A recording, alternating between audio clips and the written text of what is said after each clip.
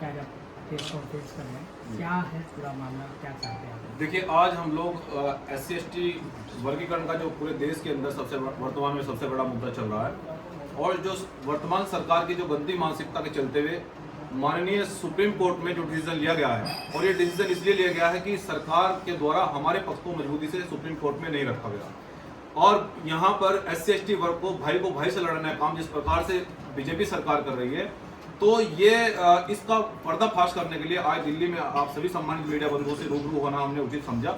और हम ये कहना चाहते हैं कि जिस प्रकार से सरकार के द्वारा ये सुप्रीम कोर्ट के द्वारा कहलवाया गया कि SC/ST वर्ग का हम लोग वर्गीकरण करेंगे, हम ये पूछना चाहते हैं कि वो जो क्रीमी लेयर की बात कर रहे हैं वो कौन सा क्रीमी लेयर है। हम ये जानना चाहते हैं सरकार से कि कौन सी क्रीमी लेयर की बात कर रही है, कि यदि 1000 में से SC/ST का बच्चा कोई मेहनत और मजदूरी करके शिक्षित बन जाता है, वो बड़ी कुर्सी पर पहुंच जाता है, तो ये सरकार के पेट में दर्द क्यों हो रहा है। हम ये पूछना चाहते हैं सरकार से, कौन सी क्रिमिनल लेयर की बात सरकार करना चाहती है। तो इसलिए सरकार की जो मंशा है भाई को आपस में लड़ाने का जो प्रयास किया जा रहा है, ये बिल्कुल भी सफल नहीं होगा। और दूसरी बात यह कि आज भी देश को 75 साल से ज्यादा आजाद हुए हो गए, लेकिन आज भी SC/ST जो वर्ग है वो उसकी जिंदगी आज वो बद से बदतर जी रहा है। आज भी वो सफाई करते हुए गटर में दम घुटने से मरने के लिए मजबूर है। क्यों? आखिर आज भी वो शिक्षा ग्रहण क्यों नहीं कर पा रहा है? आज भी वो उसको मूंछ रखने पर, घोड़ी चढ़ने पर आज भी उसको बेरहमी से क्यों मारा जा रहा है? देखिए, बाबा साहब डॉक्टर अम्बेडकर ने आरक्षण हमें इसलिए दिया कि गैर बराबरी जो है ना वो आए और सब लोग समान आए। जो दबे हुए लोग हैं, जो जिनको आज तक अधिकार नहीं मिला, जो पिछड़े हुए लोग हैं, वो समान आए, इसलिए आरक्षण की आवश्यकता पड़ी। लेकिन जो लोग कहते हैं कि अब आरक्षण की आवश्यकता नहीं है, लेकिन आज भी हम ये कहना चाहते हैं, मीडिया के माध्यम से बताना चाहते हैं कि आज भी देश के अंदर जो SC/ST लोग हैं, जो दलित लोग हैं, आज भी उनकी हालत बद से बदतर है। आज भी वो लोग उनकी आर्थिक और सामाजिक गैर बराबरी नहीं हो पाई है।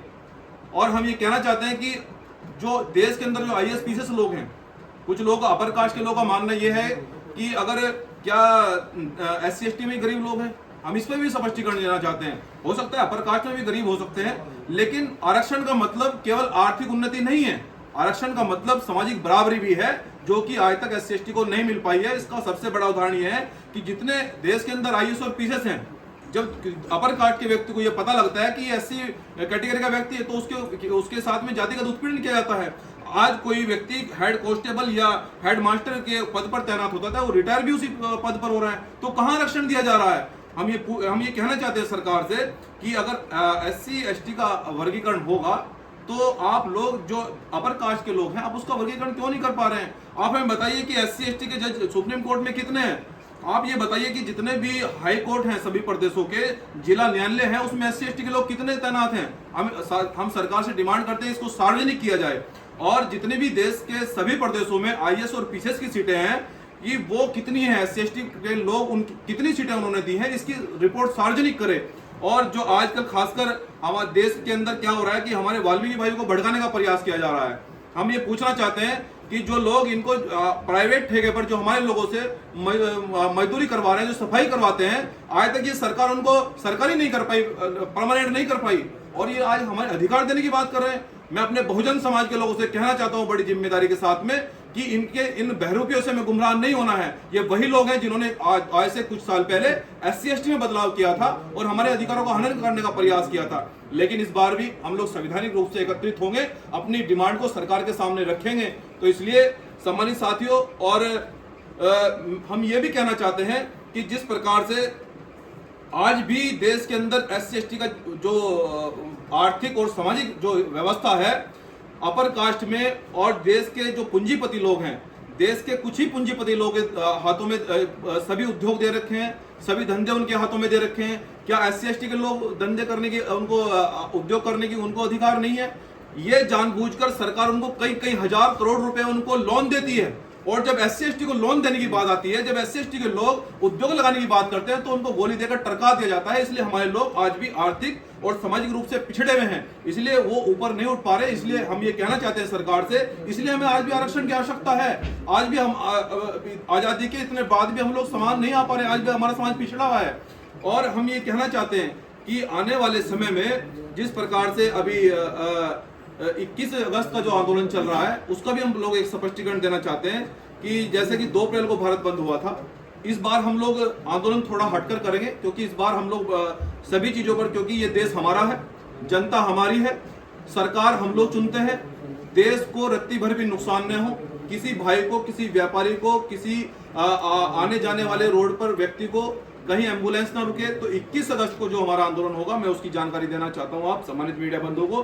साथियों, सभी सबसे पहले तो कहना चाहता हूं कि केवल ये SC/ST की लड़ाई नहीं है, क्योंकि अधिकारियों की लड़ाई में कोई जाति और धर्म नहीं होता है। इस लड़ाई में सभी जातियों का, सभी धर्मों का सम्मान है, मजदूर किसान लोगों का सबका सम्मान है। ये लड़ाई अधिकारों की है और अधिकारी की लड़ाई में नौता नहीं भेजा जाता, जिसको दर्द होता है वो जरूर आता है। इसलिए हम ये कहना चाहते हैं कि ये स्पष्ट कर दें कि ये लड़ाई केवल SC/ST के लोग नहीं लड़ रहे हैं। 21 अगस्त को सभी जाति, सभी वर्गों के लोग इस लड़ाई को मजबूती से लड़ेंगे और सभी प्रदेशों के सभी मुख्यालयों पर हम शांतिप्रिय ढंग से ज्ञापन देंगे।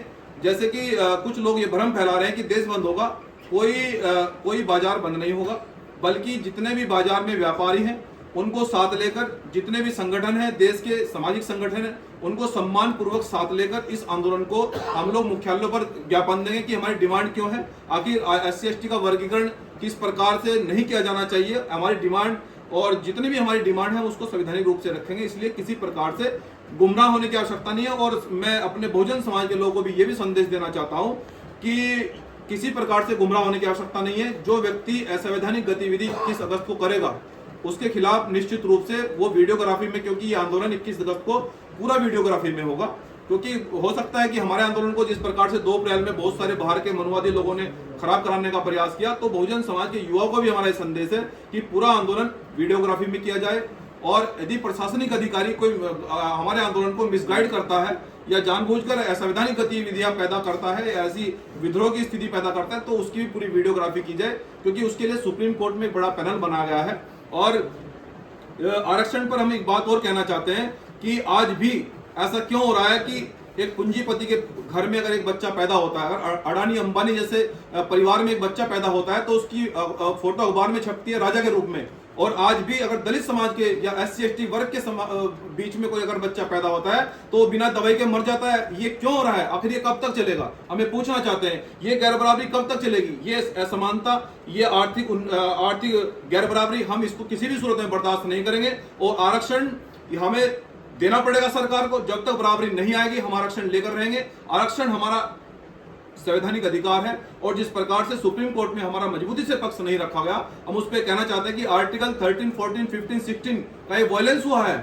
ये जानबूझकर वायलेंस कराया गया सरकार ने। और मैं खासकर अपने SC/ST भाइयों से कहना चाहता हूं कि जो लोग हमें हमारी कुर्सियों को पूरा नहीं कर पाए, जो लोग हमारे प्राइवेट कर्मचारियों को सरकारी नौकरी नहीं दे पाए, जिन लोगों ने हमारा आरक्षण को समाप्त कर दिया, क्या हम ऐसे लोगों से उम्मीद करेंगे? तो हम अपने SC/ST वर्ग के लोगों से भी कहना चाहते हैं कि इनके चक्कर में बिल्कुल आने की आवश्यकता नहीं है। हमें इसको पढ़ना पड़ेगा, आरक्षण की SC/ST आरक्षण क्या है, इसको किस प्रकार से लागू होना है ये। लेकिन इसके बावजूद भी हम सभी बहुजन समाज के लोगों को 21 अगस्त को सरकार से ये अपील करनी है कि सरकार सुप्रीम कोर्ट में SC/ST जज हमारे क्यों नहीं है, इसका डाटा सार्वजनिक करे। सभी प्रदेशों में हमारे IS/PCS लोग क्यों नहीं है, इसका डाटा सार्वजनिक करेगा। और नहीं है SC/ST के लोग हमारे क्यों नहीं बिठाए गए? आप कौन सी क्रिमिनल की बात कर रहे हैं? जो बच्चा मेहनत करके हमारा कुर्सी पर बैठ जाता है, आप उसको क्रिमिनल बता रहे हैं? जो व्यक्ति 1000 व्यक्ति में से 2-4 लोग हमारे कुर्सी पर बैठे हैं, तो सरकार के पेट में दर्द क्यों हो रहा है? उसको क्रिमिनल बता रहे हैं। अगर क्रिमिनल की बात करें तो मान्यवर हम ये कहना चाहते हैं सरकार से, अपर कास्ट के लोगों को क्रिमिनल देखा जाए कि वो क्या एक परिवार से हमने देखा है कि 10-10 जज हैं सर। एक परिवार से 10 जज कहां से? वो कौन सी किताब पढ़ रहे हैं? वो हमारे SC/ST लोगों को भी बता दे कि वो कौन सी किताब पढ़ रहे हैं। हम अपने SC/ST लोगों को भी वो किताब पढ़वा देंगे। हमें पता है कि सब पेपर लीक होते हैं, किस प्रकार से वो जज बने हमें जानते हैं हम लोग। लेकिन अगर जांच पर बात आई है तो सर जांच पूरी होगी और पूरे देश के अंदर सभी वर्गों की जांच होगी। SC/ST की वर्गों का वर्गीकरण नहीं होगा। जो अपर कास्ट के लोग हैं उनको जो है ना उनकी जांच होगी। वो किस प्रकार से एक ही परिवार से 10 जज कैसे बने? विधायक का बेटा ही 10 पुस्तक तक जज, वो विधायक कैसे बन रहा है? MP का बेटा ही मुख्यमंत्री कैसे बन रहा है? तो आप SC/ST पर क्यों सवाल उठा रहे हैं? आप अपर कास्ट के लोगों से बात क्यों नहीं करना चाहते? जो लोग हमारे हजारों सालों से, सैकड़ों वर्षों से हमारी कुर्सियों पर बैठे हैं, आप उसका वर्गीकरण कब करेंगे सर? ये हम पूछना चाहते हैं। आप किसको गुमराह करना चाहते हैं? और ये लड़ाई संवैधानिक है। जो लोग गुमराह करना चाहते हैं, ये लड़के संवैधानिक है, हम लोग संविधान के अनुसार अपना अधिकार मांगने आए और ये अधिकार देना पड़ेगा सर। हम लोग व्यवस्था को नहीं चलने देंगे। इसलिए हम फिर से कहना चाहते हैं कि SC ST का वर्गीकरण नहीं होगा और हम लोग संवैधानिक रूप से 21 अगस्त को सभी मुख्यालयों पर धरना देंगे। पूरा आंदोलन वीडियोग्राफी में होगा और अब जब जांच पर बात आ गई है, जब वर्गीकरण पर बात आ गई है, तो हम इस बात का भी वर्गीकरण करा के रहेंगे कि अपर कास्ट में कितने जजेस हैं, किस प्रकार से वो जज बने और सुप्रीम कोर्ट से लेकर हाई कोर्ट से लेकर जिला न्यायालय तक कितने जजेस हमारे हैं और कितने अपर कास्ट के लोग हैं। सभी को कुर्सी पर अपर कास्ट के लोग क्यों बिठाया जा रहा है? क्या SC ST के लोगों मादा नहीं रखते कुर्सी पर बैठने? क्या उनमें हौसला नहीं है? क्या वो शिक्षित नहीं हो पा रहे? और जिस प्रकार से SC ST की शिक्षा को खत्म कर दिया गया है सर, ये आर्टिकल 15 में हमारा फंडामेंटल राइट्स है, ये अधिकार है हमारा। इस शिक्षा के अधिकार को क्यों छीना जा रहा है? बाबा साहब ने कहा था कि जो पढ़ेगा वो बढ़ेगा, लेकिन हमारी पढ़ाई रोक दी गई। इसलिए बहुजन समाज SC ST के लोग नहीं बढ़ पा रहे हैं। इसलिए हमें शिक्षा दी जाए जीरो बैलेंस पर, जो संविधान में हमारे लिए बाबा साहब डॉक्टर अम्बेडकर ने सुरक्षित लिखा है। अगर हमें शिक्षा नहीं मिलेगी तो हम आने वाले समय में विश्वविद्यालयों में भी धरने प्रदर्शन करेंगे, व्यवस्था को नहीं चलने देंगे। इसलिए अब अगर वर्गीकरण होगा तो अपर कास्ट का होगा, SC ST का वर्गीकरण नहीं होगा। और बाकी हमारे सुप्रीम कोर्ट के वकील हैं, मैं एडवोकेट महमूद प्राचा जी, क्योंकि लीगल रूप से भी हमने इस आंदोलन की भूमिका बनाई है, तो वो भी आपको जानकारी देंगे। महमूद प्राचा जी।